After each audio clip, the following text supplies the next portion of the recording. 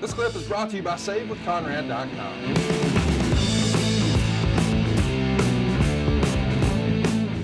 Moving on, Taylor's working with Butch Reed, teaming up with Magnum TA. And then he's going to enter Mid-South tournament to crown the first television champion, where he's going to go to the finals before losing to Darso.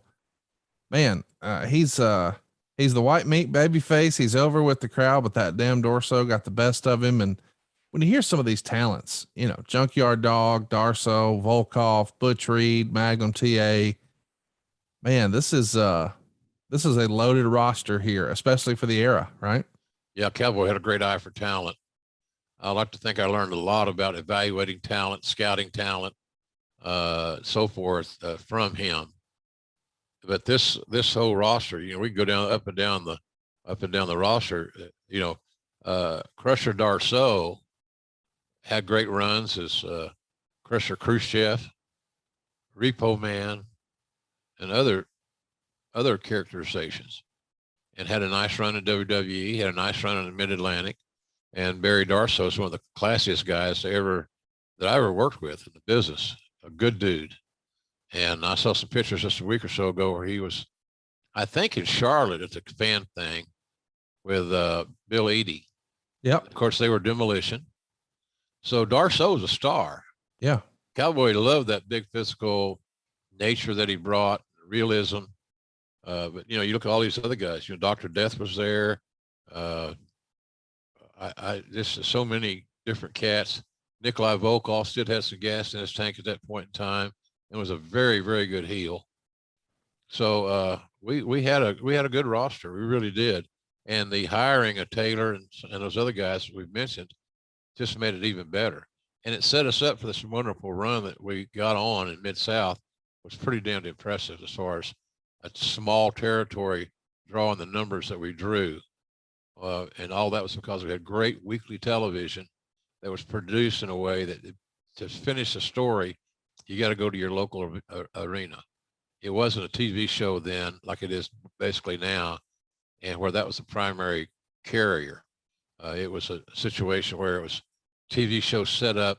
It was like an infomercial, and it set up an opportunity to buy tickets to see something that you could be emotionally invested in.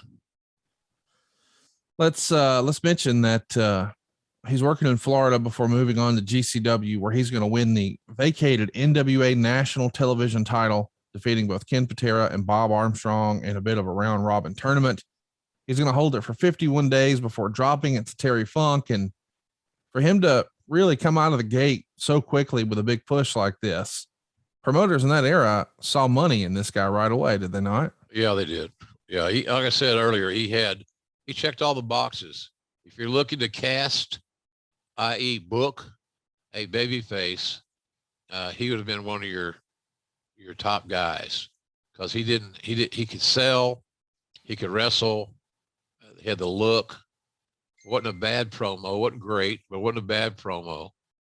And as every wrestling promoter will tell you, in that era, can't say that for today, but in that era, having baby faces that were very social, making the female fans happy and investing their time with these ladies, was what they were looking for. And we had the Rock and Roll Express, and we had Terry Taylor, and we had Magnum TA. So Cowboy was doing a pretty good job of casting, of booking talents that would appeal to the female fan base.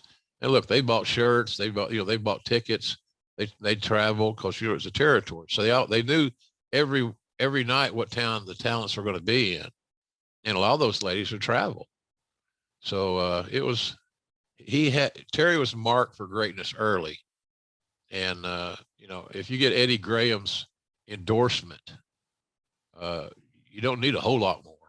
Just don't go out there and fall on your face. And he never really did that. Terry became his own worst enemy at times, which we'll talk about, because he couldn't control his verbal. You know, he always had an issue. Yeah. So we'll get into that. Hey, it's Conrad Thompson. Thanks for checking out the podcast here on YouTube.